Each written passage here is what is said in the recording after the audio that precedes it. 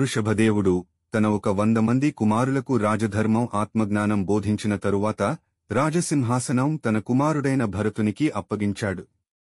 మకుటం, కిరీటం, సంపద అన్నింటినీ పక్కన పెట్టి అడవిలోకి వెళ్లి వానప్రస్థాశ్రమం స్వీకరించాడు. అతడు సాంప్రదాయక బ్రాహ్మణుడిలా కాక యోగమార్గాన్ని ఎంచుకుని నిర్లిప్తతతో జీవించేవాడు.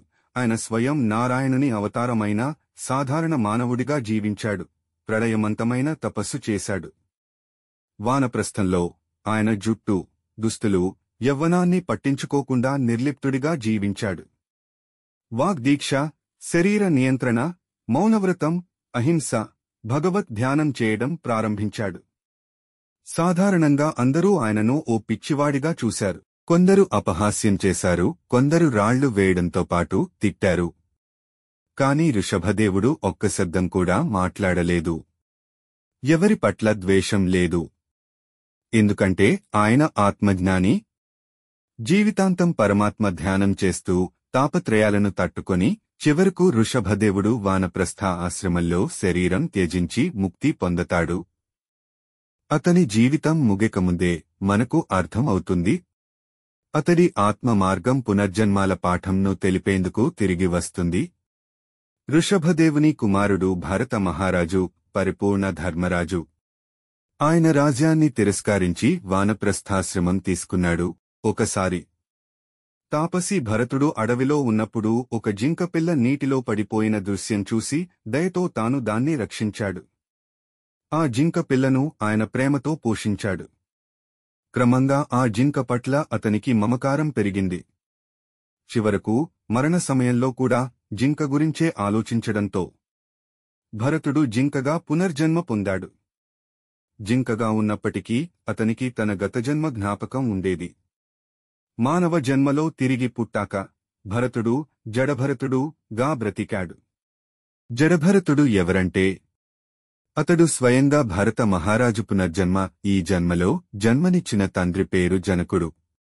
కాని ఆత్మరూపంగా చూసినప్పుడు అతడు ఆత్మజ్ఞాన స్వరూపుడు.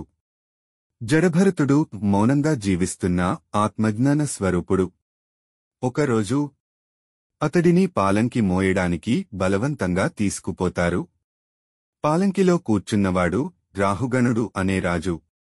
రాజు రాహుగణుడు జడభరతుడిని అపహాస్యం చేస్తూ అంటాడు, అయ్యో, నీవు వత్తిగా నడుస్తున్నావు. ఈ పాలంకి ఎందుకీ గడుసు నడక? నీ శరీరం తేలికైనది కనిపిస్తోంది, బుద్ధి మాత్రం లేదు అనుకుంటున్నా. అప్పుడు జడభరతుడు తొలిసారి మౌనం వీడి ఇలా మాట్లాడతాడు, ఓ రాజా, మీరు నా గురించి మాట్లాడుతున్నారు, కాని మీరు ఎవరితో మాట్లాడుతున్నారు? ఈ శరీరంతోనా? ఈ శరీరం మట్టితో చేసినది. అది నేను కాదు. నేను ఆత్మను, నశించని, మారని, శాశ్వతమైన బ్రహ్మతత్వాన్ని. నీకు రాజు అనే గర్వం ఉంది.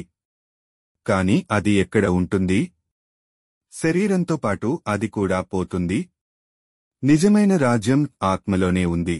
పాలంకీ నడకలో తేడా ఉందని నన్ను జడుడని అన్నావు.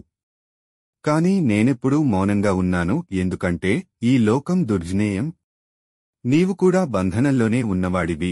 శరీరపు గర్వం ఉన్నంతవరకు ఎవ్వరికీ జ్ఞానం రాదు.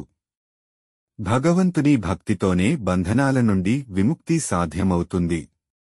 ఆ మాటలు వినగానే రాహుగణుడికి కళ్ళు తెరవబడ్డాయి. అతడు పాలంకీ దిగాడు. జడభరతుడి పాదాలకు నమస్కరించి ఇలా అన్నాడు, ఓ మహాత్మా, నా అహంకారంతో నీలో ఉన్న పరమతత్వాన్ని గుర్తించలేకపోయాను. దయచేసి నాకు ఆ జ్ఞానాన్ని అందించు. నాకు భగవద్గతి చూపించు.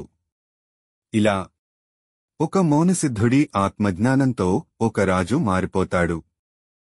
మీకు ఈ వీడియో నచ్చితే లైక్ చేయండి, మీ మిత్రులతో షేర్ చేయండి. ఇంకా ఇటువంటి వీడియోల కోసం మా ఛానల్ను సబ్స్క్రైబ్ చేయండి. మీరు చూసినందుకు ధన్యవాదాలు.